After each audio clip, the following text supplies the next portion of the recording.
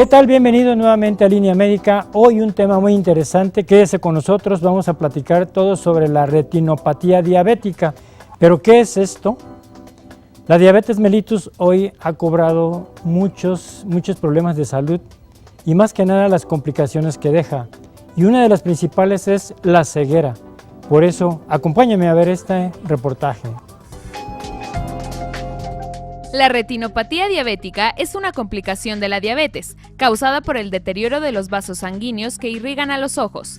La retina es una capa de nervios en el fondo del ojo cuya función es percibir la luz y ayudar a enviar imágenes al cerebro. El daño de los vasos sanguíneos de la retina puede tener como resultados que estos sufran una fuga de sangre y que se formen nuevos vasos frágiles e irregulares con la presencia de tejido fibroso. Esto puede distorsionar o borrar las imágenes que la retina envía al cerebro. Existen dos tipos de retinopatía diabética, la de fondo y la proliferativa. La retinopatía de fondo es una fase inicial de retinopatía diabética. En esta etapa, los pequeños vasos sanguíneos dentro de la retina sufren daños y presentan fugas de sangre. Estas fugas ocasionan que la retina se inflame o promueva la formación de depósitos conocidos como exudados. La retinopatía proliferativa describe los cambios que se presentan cuando los nuevos vasos sanguíneos anormales empiezan a crecer en la superficie de la retina. Esta formación anormal es conocida como neovascularización. Estos nuevos vasos sanguíneos presentan paredes más débiles y son susceptibles a desgarrarse y sangrar. La sangre proveniente de los vasos sanguíneos desgarrados puede opacar y bloquear parcialmente la luz que pasa a través de la pupila hacia la retina, produciendo imágenes borrosas y distorsionadas. La retinopatía de fondo generalmente no presenta síntoma alguno, aunque la vista puede volverse gradualmente más borrosa si se sufre un edema macular. Si se presentan hemorragias, la vista puede tornarse borrosa, con manchas e inclusive puede perderse totalmente. Aunque no está acompañada de dolor, la retinopatía proliferativa constituye una condición severa de dicha enfermedad y requiere atención médica inmediata. La mejor protección contra la retinopatía diabética es someterse a exámenes periódicos de la vista efectuados por un oftalmólogo. La retinopatía grave puede estar presente aún si no se sufre síntoma alguno.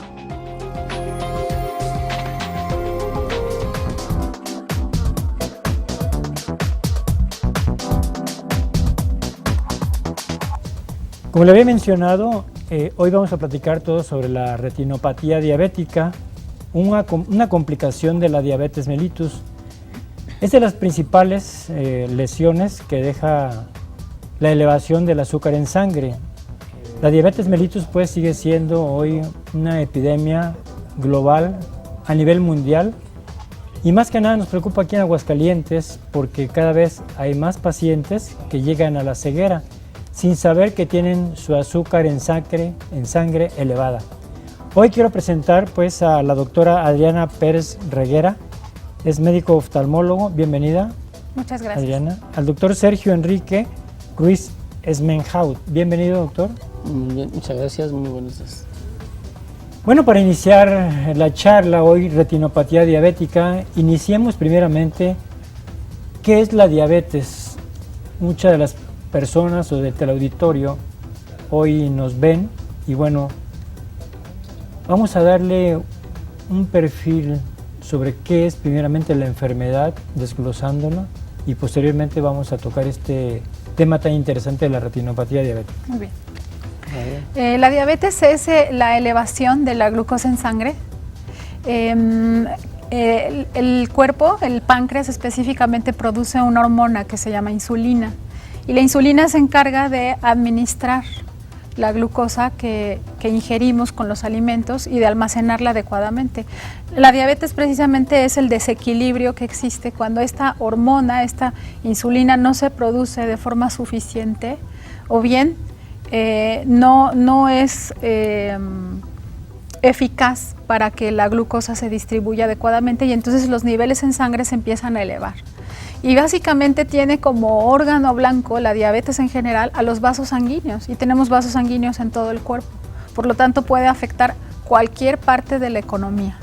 Claro, deja una lesión microvascular y macrovascular, ¿no? Podríamos decir que esta gran afectación que va dejando. Exactamente. Por esta elevación del azúcar en sangre en el cual el páncreas no produce adecuadamente la insulina, las células beta formadoras de esta hormona, bueno, pues tiende a dejar de funcionar, y es cuando el azúcar, como lo acabo de mencionar, se eleva en sangre y quedan desprotegidos muchos tejidos y órganos de nuestro cuerpo. Exactamente. ¿Cuántos tipos de diabetes hay, doctor? Actualmente lo que se considera como una enfermedad de la diabetes, la más frecuente es una diabetes que es tipo 2, o sea, donde el paciente todavía tiene su páncreas activo y le ha funcionado o está en proceso de tener alguna disminución de la secreción de la insulina. Entonces el paciente le dicen la diabetes del adulto, la diabetes que el paciente todavía puede controlarse un poco con dieta, ejercicio, y se considera como la diabetes tipo 2, ¿no? no insulino dependiente. Cuando el paciente necesita ya de una insulina, hay una tipo 1, generalmente es la característica que es en pacientes más jóvenes, en su periodo de presentación en la primera década de la vida, es una tipo 1, aunque puede presentarse después como más insulino dependiente. Y es tipo 1, tipo 2, se ha comentado también lo que es la diabetes gestacional, una diabetes que se presenta durante el embarazo en las mujeres que no pueden regular bien la cantidad de azúcar en sangre durante el periodo en que están gestando su bebé, y la etapa que le llaman como prediabetes, que si bien se ha definido que es una prediabetes, ya es una diabetes que se está estableciendo en el organismo, pero la gente se está haciendo más renuente a que sea diagnosticada como diabetes porque se sienten bien, no tienen ninguna alteración. Sin embargo, han tenido unas elevaciones de azúcar en algunos estudios de laboratorio que se han hecho. Claro. ¿La diabetes se hereda? ¿Es hereditaria? Hay un patrón hay cierta predisposición genética en poblaciones como los mexicanos, los mestizos mexicanos, los afroamericanos y algunas otras comunidades asiáticas. Pero en nosotros ya se hizo un estudio, en mestizo mexicanos, un estudio muy amplio, epidemiológico, y tenemos una predisposición genética mayor con respecto a los anglosajones de desarrollar diabetes tipo 2. Entonces, no es que si mi papá o mi mamá tuvieron diabetes, forzosamente yo lo vaya a tener, pero sí tengo un poquito más de riesgo que el resto de la población general. Por eso es tan importante modificar los factores que sí podemos. La herencia no podemos hacer nada con ella, pero el estilo de vida sí lo podemos modificar y entonces cambiar el curso de esta predisposición familiar o genética. Claro, son factores de riesgo, ¿no? Factores modificables y no modificables. Exactamente. Los que acaban de mencionar, como la herencia, la edad. Esto no se puede cambiar, pero sí se puede cambiar, como lo ha mencionado usted, los cambios alimentarios, la no hacer ejercicio, la vida sedentaria, el moverse, ¿no? Hoy estamos ya con muchos programas de ejercicio donde podemos iniciar ya mucha gente en los parques, ¿no? Se invaden ya, que caminan y hacen algún tipo de ejercicio para mejorar las condiciones de salud más que nada. Doctor, los signos y síntomas de la diabetes. Es una pregunta muy, muy interesante porque si bien la diabetes se considera como una de las enfermedades silenciosas, junto con la hipertensión arterial, junto con el glaucoma, son enfermedades que puede uno transitar, estar en varios años con ellas y que nadie se da cuenta, y empezamos a decir que cuánto tiempo tiene usted con diabetes, y algunas veces refiere cuándo le hicieron el estudio. El paciente dice que me hicieron un estudio porque me sentía mal y tenía 200 milímetros de porcentaje de miligramos de azúcar, y entonces dice, bueno, eso fue hace 15 días. Entonces, las manifestaciones de una enfermedad silenciosa, generalmente pensamos que esto ya tiene un antecedente importante con el tiempo, podría ser 1 año, 2 años, en los cuales ya vemos, dependiendo la presentación de la enfermedad, si ya no está viendo bien, si el paciente tiene alguna enfermedad, dice, pues esto no es del estudio que le hicieron la semana pasada. Entonces, los síntomas más importantes es una fatiga, ¿verdad? El paciente empieza a fatigarse, aunque todo el mundo de repente decimos, pues el trabajo es pesado, la fatiga, el estrés, pero de repente empezamos a asociar un poco de sensación de sed, que el paciente tiene que estar tomando mucha agua, y empezamos a ir al baño. De repente lo confunde uno de que, bueno, pues es que tomé mucha agua, tomé alcohol en una reunión, o de repente pacientes de repente a los 50, 60 años de edad, pues lo pueden confundir de que es que el urólogo dijo que es que me estoy levantando mucho al baño y es normal. Entonces lo que son la sed, aumento en el hambre, y lo otro es que de repente empiezan a perder peso en forma inexplicable cuando no están en una dieta o en un control para bajar de peso, y esto es asociado a que el paciente debe de estar checándose ya, porque la enfermedad pudo haberse presentado antes de cuando ya empezaron a tener molestias. Claro, es la enfermedad silenciosa, como lo ha mencionado usted. En cuanto a la hipertensión se refiere también, van de la mano, digo yo. Si hay diabéticos, hay hipertensos, hay diabéticos. Y claro, hay algunos que tienen síntomas y otros no. Repitiendo pues los síntomas, mucha orina, mucha sed, muchas ganas de comer y pérdida de peso son de los factores importantes que tienen los pacientes cuando ya empieza ahora sí que la enfermedad, ¿no? ¿Cómo se detecta la diabetes, doctora? La diabetes, además de la sintomatología que puede ser muy vaga o muy difusa, se detecta por niveles elevados de glucosa en sangre. Ahora se hacen también algunos otros exámenes de sangre que se llama hemoglobina glucosilada, y eso es un valor actual muy confiable porque nos dice en cuánto ha estado el azúcar, un promedio de cuánto ha estado la glucosa en los últimos 120 días.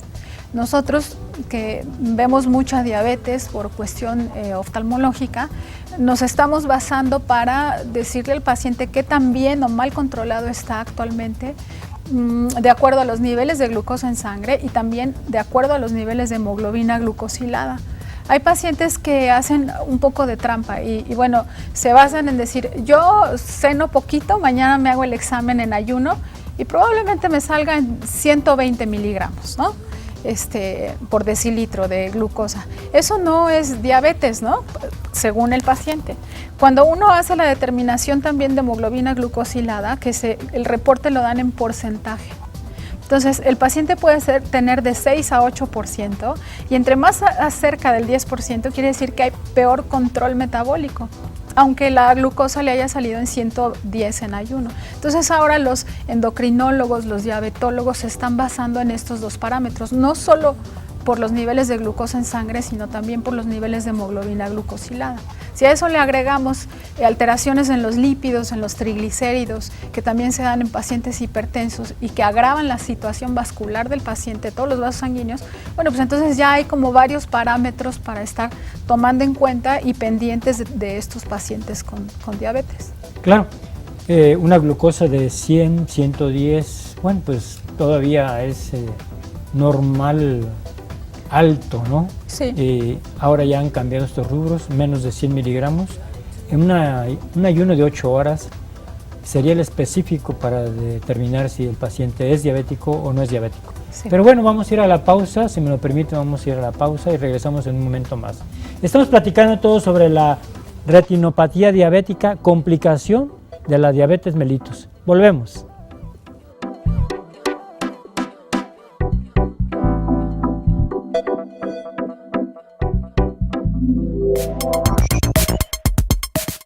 ¿Sabías que alrededor del 80% de las personas que han padecido la diabetes por lo menos 15 años presentan algún tipo de daño en los vasos sanguíneos de la retina?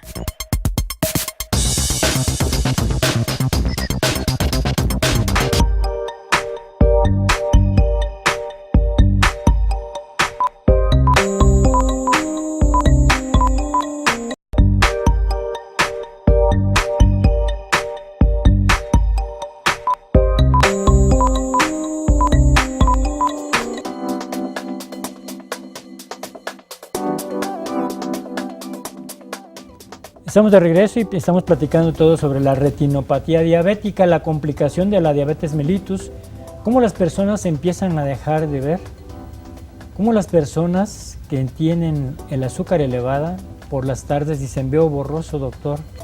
Siempre que me levanto, o en la mañana o en la tarde, veo borroso. Puede ser un síntoma de una retinopatía diabética. Yo le quiero preguntar, hay personas que de repente dicen, es que de un susto me dio la diabetes. ¿Qué me comentan al respecto? Creo que eso es muy frecuente porque lo refieren así muy específicamente desde un evento que les provocó mucho estrés, ya sea por la pérdida de algún familiar o algún familiar que se enfermó, y todo eso como que se refleja en que tuvieron mayor actividad de estrés en ese momento y se sintieron pues que no estaban rindiendo lo que ellos pensaban al estar cuidando a un enfermo, al estar recibiendo una información. Hay gente que dice es que debo mucho dinero y no puedo, y en ese momento me dio diabetes porque pues eso fue la causa, ¿no? Entonces creo que lo que sí es importante es que son eventos de estrés que eran manejables anteriormente, el paciente los manejaba y de repente pensó que no los pudo manejar, empezaron a haber una fatiga, empezó a ver lo que estábamos comentando, la visión borrosa, pero sí efectivamente se refleja cuando una persona tiene un evento, pero ya esa carga venía, su enfermedad silenciosa, y en ese momento empiezan a sentir preocupación por su organismo. Dices que ya no hago las mismas cosas, es que me estás presionando mucho, es que ya tengo que bajar de trabajar, me tengo que jubilar. Entonces ahí son los momentos en que sí, el susto famoso provoca, o el estrés, el poner más atención en su organismo. Claro que es importante, son disparadores, digo yo, de un metabolismo no normal. Cuando esas personas tienen una hemoglobina glucosilada, que dijo hace un momento la doctora, hemoglobina glucosilada es que tengan el azúcar elevada desde hace 3 meses atrás, y que en ese momento que hubo este disparador, ese estrés, este momento en el que la persona explotó, se eleva el azúcar impresionantemente, y es cuando es detectable en este momento. Pero ojo, quiero decir que a lo mejor ya era diabética anteriormente o diabético, ¿no? ¿Es verdad que existen gotas y pastillas para curar la diabetes?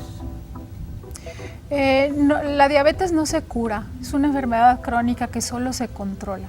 Lo que sucede con los medicamentos actualmente es que ayudan a que la administración de esa glucosa que tenemos elevada en sangre pues se vea mejor distribuida y no tenga elevaciones tan importantes y cause daño a todo lo que ya platicamos. Son medicamentos que ayudan precisamente a disminuir los niveles de glucosa, pero no curan la diabetes, y eso es muy importante que el paciente lo tenga muy claro. Claro, porque por ahí, bueno, buscan la medicina alternativa, ¿no? De repente algunas gotas, algunas pastillas que dicen, con esto me voy a curar. Y qué bueno que dejamos plasmado esto, ¿no? La diabetes no se cura, se controla, sí, con todas las medidas que ya mencionaremos más adelante y lo que hemos mencionado más que nada. ¿La diabetes puede causar ceguera, doctor? ¿O causa ceguera? Definitivamente sí. Es una de las causas más importantes de ceguera en el mundo. Si pensamos en las causas no reversibles, yo creo que estamos casi a la par con el glaucoma y la retinopatía diabética, causas de ceguera que de repente puede que sean no reversibles. Esto quiere decir que no hay vuelta para atrás. Paciente que ha tenido baja de visión importante, que empieza a desarrollar los cambios que vamos a comentar un poco más adelante, les produce ceguera, les produce baja de visión que puede llegar hasta una no percepción de luz, que cambia mucho la calidad de vida de la gente. Claro. Doctora, ¿en los niños se puede detectar esto? En los niños difícilmente. Han presentado últimamente investigaciones, sobre todo en Estados Unidos, en las que la obesidad infantil es muy alta y ya se están viendo casos de diabetes tipo 2, o sea, no insulino dependientes en niños, en una población infantil de 8 a 15 años de edad. Realmente, en los diabéticos tipo 2, la enfermedad tiene, en los ojos, tiene un desarrollo un poquito más tardío. Digamos que si tuviéramos el momento cero de la enfermedad, si supiéramos exactamente cuándo empezamos en un diabético tipo 2, A los 5 años va a haber algún síntoma visual, que puede ser desde visión borrosa o ver pequeñas manchitas negras a los 5 años del diagnóstico. Pero como nadie sabe, o el grueso de la población no sabe exactamente el inicio de su enfermedad, entonces los síntomas pueden ser muy difusos. Hay pacientes que no sienten nada y van porque los recomienda su médico tratante, su internista, su endocrinólogo. Y entonces es cuando se van dando cuenta de que ya sus vasitos sanguíneos se están dañando por diabetes. Como es una cuestión interna, los pacientes generalmente dicen, no, pues no, yo veo mi ojo bien, pero el doctor dice que estoy muy mal y no entiendo por qué. Entonces ahí echamos mano de algunos otros estudios de imagen, precisamente para estudiar cómo está la circulación de ese paciente y también para estadificar y clasificar adecuadamente el momento en el que se encuentra la enfermedad del paciente. Claro. ¿En qué momento puede ir a hacerse un chequeo, doctor, estas personas?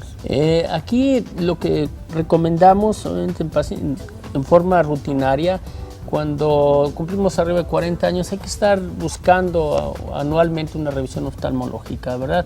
Esto es, no hay antecedentes, el paciente está sano y una vez al año. Cuando empezamos a tener pacientes que entran en la categoría que ya no está bien clasificada como prediabéticos, esto es antecedentes familiares, una obesidad asociada, esos pacientes ya tienen que tener una revisión exhaustiva por su médico oftalmólogo, porque si son precavidos y están atendidos en un centro de salud adecuado, muchas veces es el control de peso, control de su azúcar, pero ahí ya tienen que buscar cómo está la retina. ¿Cómo detectar que un paciente ya tiene problemas en sus ojos cuando empieza a tener la enfermedad? O sea, eso es muy, muy importante. Claro. ¿Una mujer con diabetes no puede tener hijos? Sí pueden tener hijos, pero no forzosamente van a tener que heredar la enfermedad a su hijo, ¿no? Pero es importante que con su ginecólogo platique sobre todo del control de peso que debe de tener durante el embarazo. Ahí también se han hecho algunos estudios en los que dicen, bueno, la paciente diabética, mientras esté embarazada, va a tener un empeoramiento de la visión, precisamente por la presencia del producto mientras están gestando. No forzosamente, no hay hormonas que influyan en esto. Una paciente diabética sí tiende a progresar en su retinopatía, si es que ya la tiene, pero es básicamente porque el bebito, mientras más crece en el vientre, ocluye un poco la circulación de la madre. Y entonces eso hace que la visión y la oxigenación y la perfusión retiniana disminuya y la retinopatía avanza. Pero no es que no pueda tener hijos. Si ella hace los cambios pertinentes, cuida su estilo de vida y evita bajar de peso, evita subir de peso durante el embarazo, por supuesto que puede tener hijos. Claro. ¿Por qué debo cuidarme los pies? Es una de las mayores complicaciones aparatosas de un paciente diabético. De repente ver esas amputaciones que son de repente impresionantes para el mismo paciente, ¿no? De repente yo podía caminar y ahora tengo que ayudarme de una muleta, y si tengo la posibilidad, y si no, hasta estar en una silla de ruedas.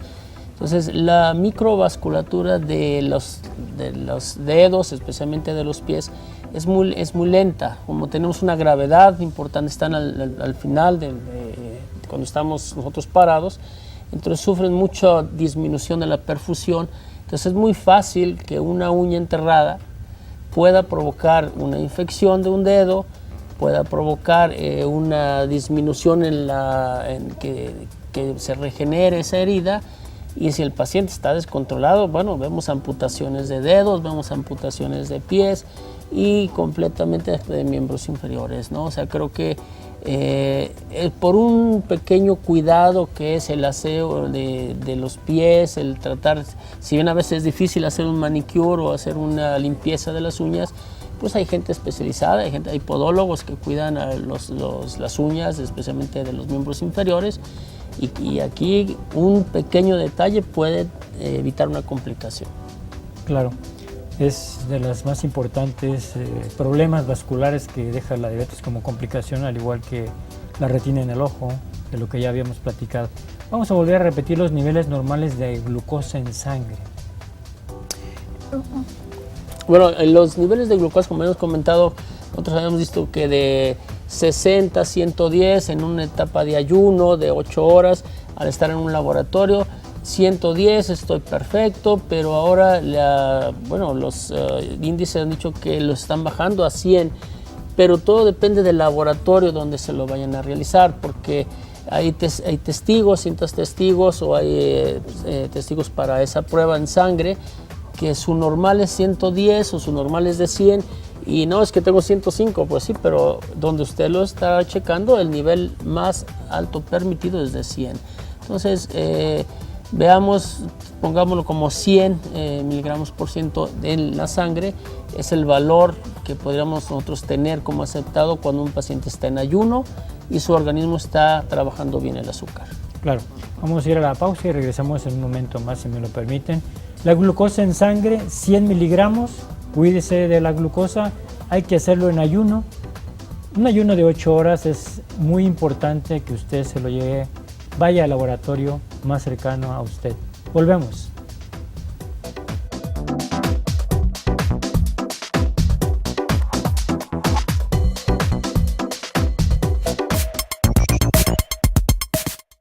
La retinopatía diabética proliferativa constituye la más grave enfermedad de la retina relacionada con la diabetes. Este mal afecta a un 20% de los diabéticos y puede ocasionar una pérdida severa de la vista, incluso la ceguera.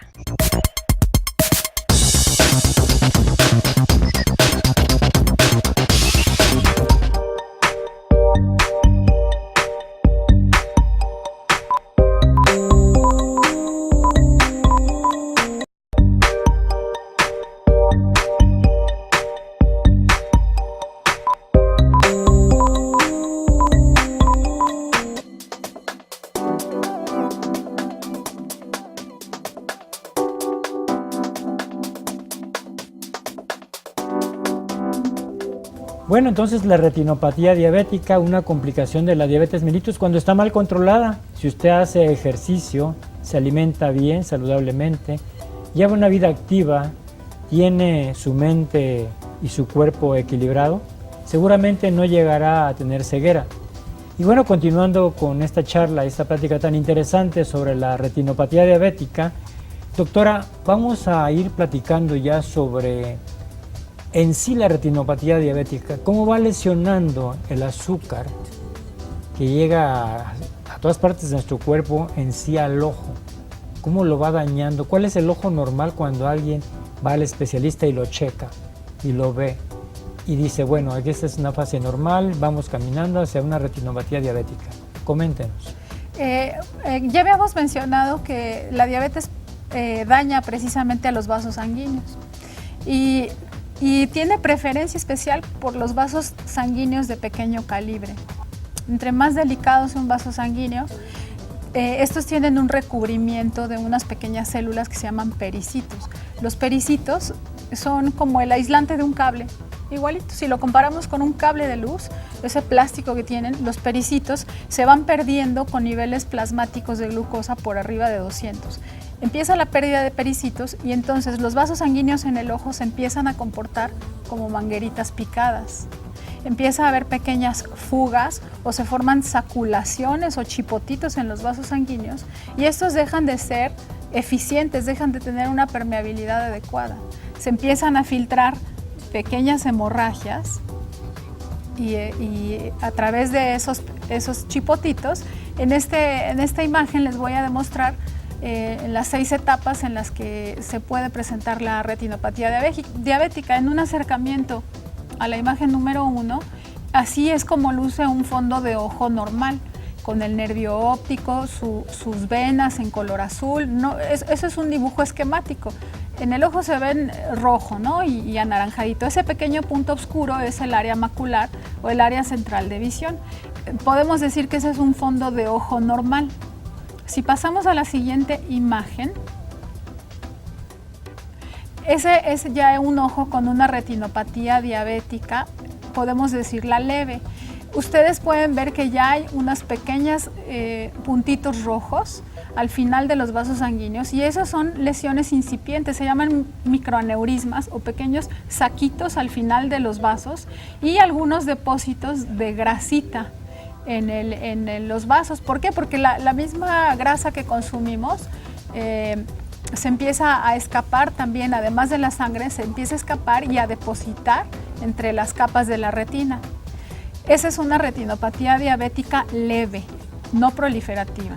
Si pasamos a la tercera imagen, vamos a ver cómo se van agregando algunos otros cambios, como son esas manchitas blancas que parecen algodoncitos. Esas son áreas de infartos en la retina.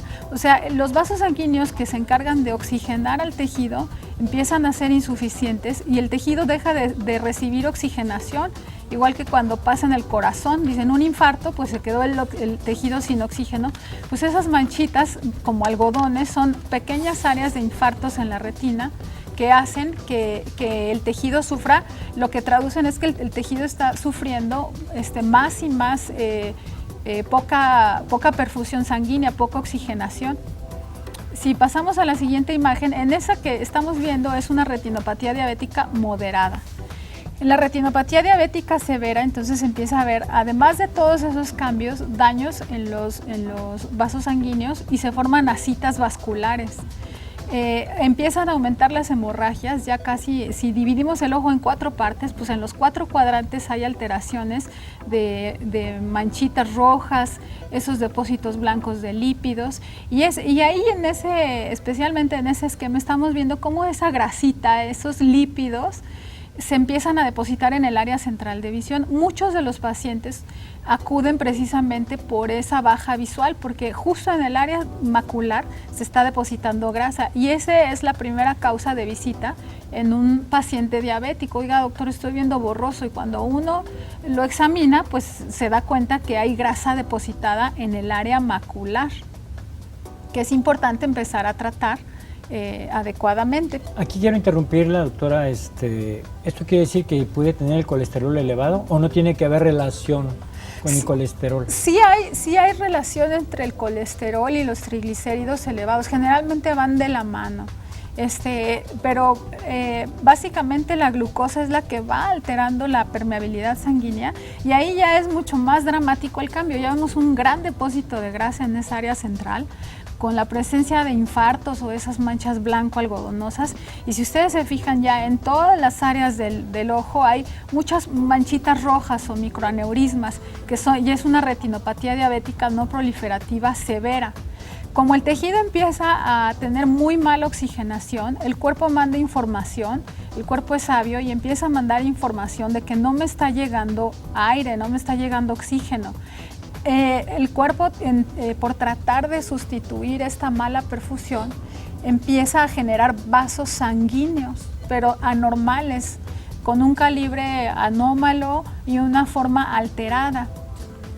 Si ustedes se fijan en el nervio óptico, se le ve como una marañita de vasos sanguíneos que flotan como si fueran un coral, y eso se llaman neovasos. Es una respuesta exagerada a la hipoxia, a la baja oxigenación, y esos vasos se revientan y pueden causar coágulos, y es cuando los pacientes empiezan a ver manchas cafés, manchas rojas o manchas negras flotando. Dicen que dicen, doctor, a mí me escurre una gota de agua que la veo muy oscura y está en la parte de arriba de mi ojo. Entonces empiezan a presentar esos neovasos que platicamos que son anómalos, insuficientes, que el cuerpo los generó por defenderse de la mala oxigenación, se revientan y causan esas hemorragias que pueden estar a varios niveles en el ojo. Pueden estar localizados como se ven ahí, o pueden de plano ya formar un coágulo que ocupa toda la cavidad y el paciente en ese estadio ya tiene una pérdida visual severa.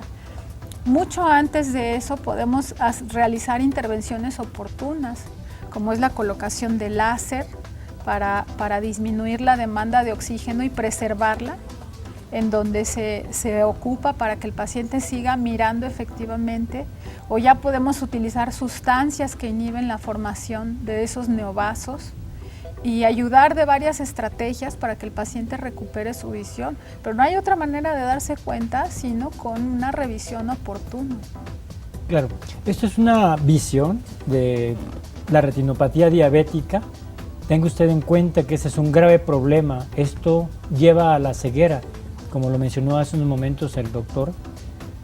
Es un esquema amplio de atención. Por favor, usted que nos está viendo, si tiene pacientes diabéticos o si tiene antecedentes o familiares con diabetes, hágase una revisión del ojo, porque esto es impresionante. Es una de las complicaciones que deja la diabetes a pequeño, a mediano o a largo plazo. Cuando no se controla este azúcar, que siempre está elevada arriba de 100 miligramos, entonces puede condicionar, vuelvo a repetir, la ceguera. Doctores, ¿dónde los pueden encontrar si alguien quiere acudir a hacerse una revisión, hacerse simplemente un chequeo del ojo? Porque seguramente muchos pacientes tienen diabetes y muchos pacientes dejaron años sin que siquiera les hagan una revisión oftalmológica, una revisión de los ojos. Así, aquí donde en cuanto tengan ese diagnóstico de que fue por un examen de rutina, fue por el famoso susto que tuvieron, esa impresión fuerte, si ya se detectó un nivel de azúcar elevado, les sugerimos, y es lo que queremos el Colegio de Oftalmólogos en Aguascalientes, que ya se acerquen a una revisión oftalmológica, aunque su visión sea totalmente normal. Nos pueden localizar los centros de atención, pues estamos en la Torre Médica de CMQ, en el tercer piso, en el consultorio 309. También están en Clínica Randolph, la doctora, que también está como especialista en retina, nos ayuda a que nosotros que hayamos detectado a esos pacientes, la doctora también en su consulta diaria, ya meterlos en un protocolo de estudio diferente, no esperar a que el paciente tenga la presión arterial elevada, el colesterol elevado, y ahora sí llegamos porque ya no vemos bien, sino en ese momento se pudo haber evitado por una revisión oftalmológica que para nosotros es como un chequeo médico de los ojos, y que le podemos decir al paciente en qué grado, qué riesgo tiene de perder su visión.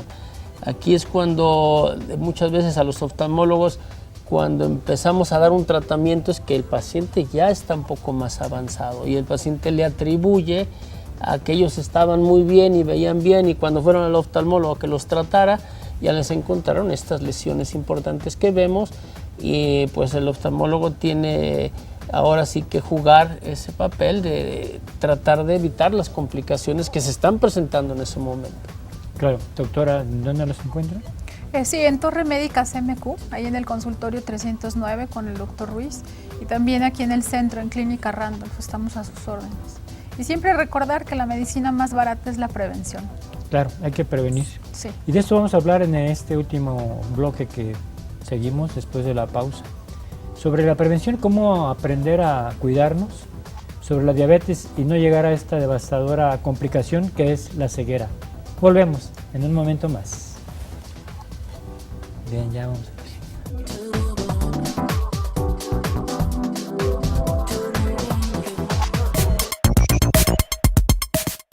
Las personas que padecen la diabetes deben someterse a exámenes oftalmológicos al menos una vez al año. Es posible que sea necesario realizar exámenes médicos de los ojos con mayor frecuencia una vez que se haya diagnosticado la presencia de retinopatía diabética.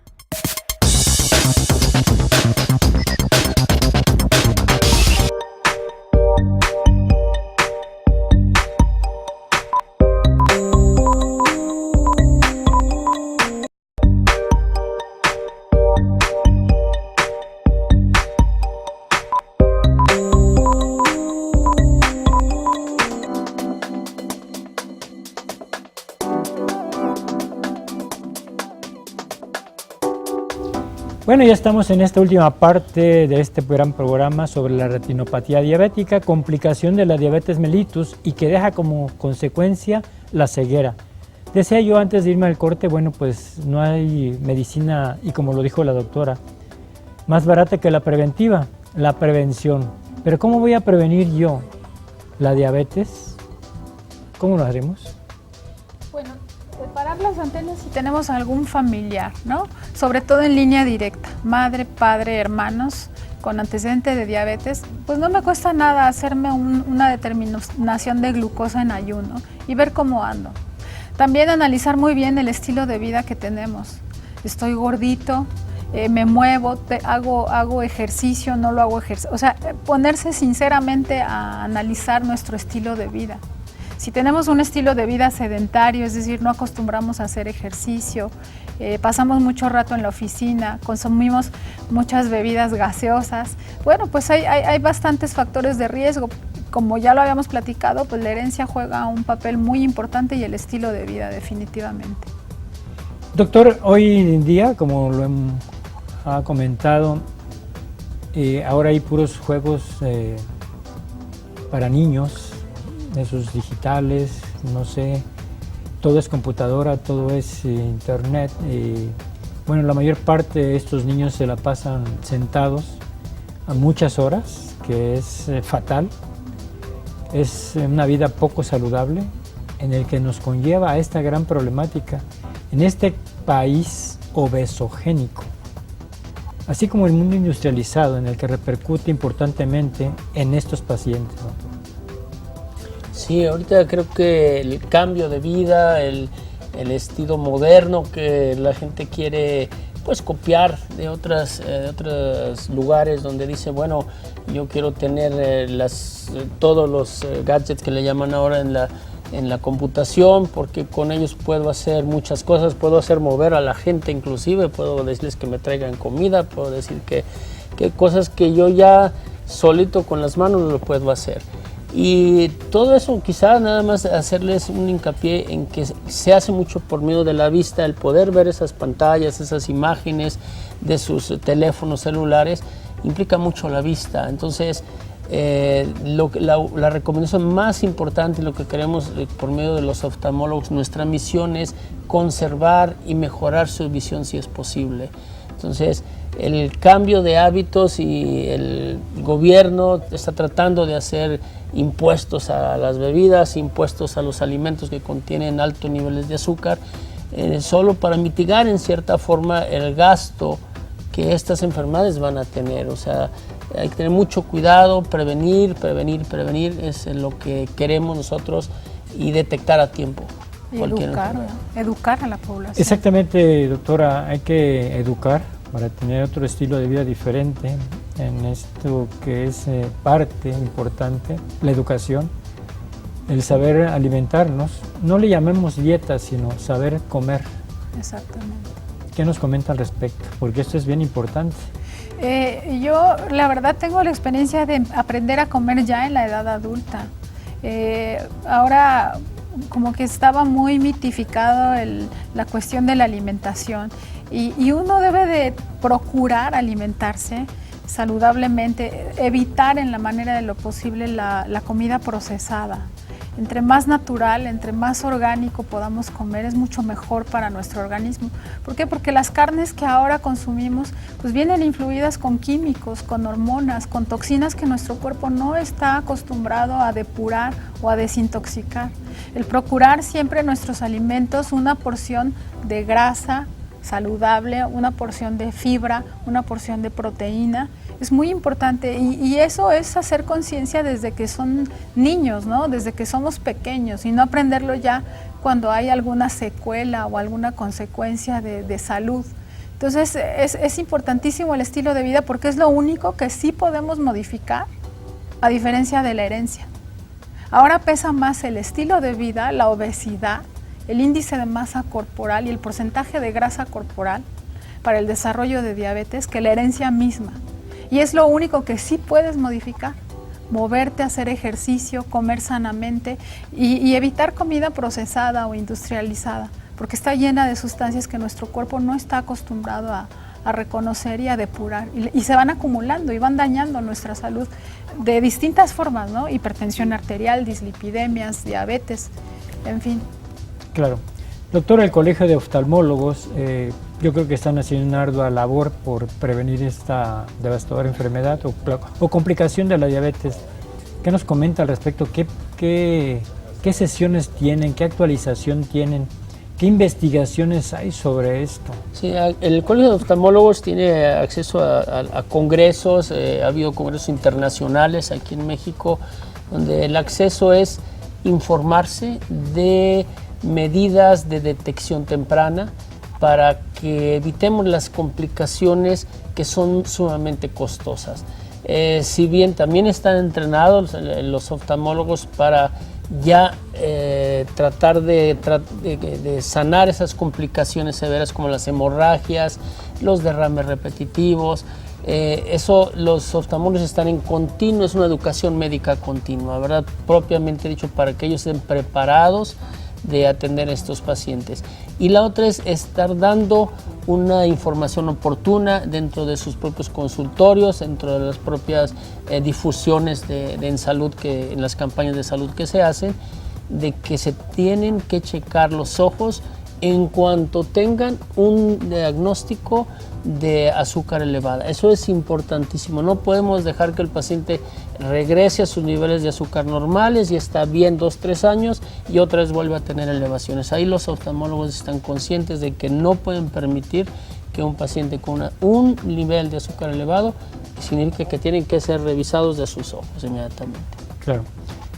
Doctora Adriana Pérez, como último mensaje a la población que nos está viendo ahorita, ahora sí que nos ve y que nos vea bien.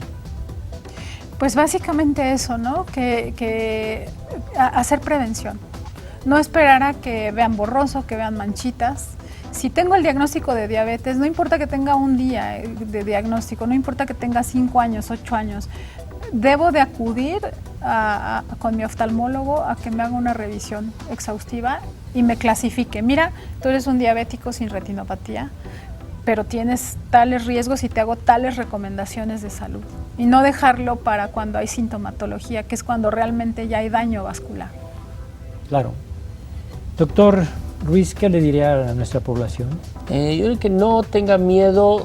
La diabetes es una enfermedad que ha existido en la humanidad y que se puede vivir con la diabetes, se puede vivir con algunas de sus complicaciones, pero si son tratadas y son informados a tiempo, yo creo que es una calidad de vida que como seres humanos todo el mundo queremos tener una calidad de vida suficiente a través de nuestra estancia aquí en esta tierra.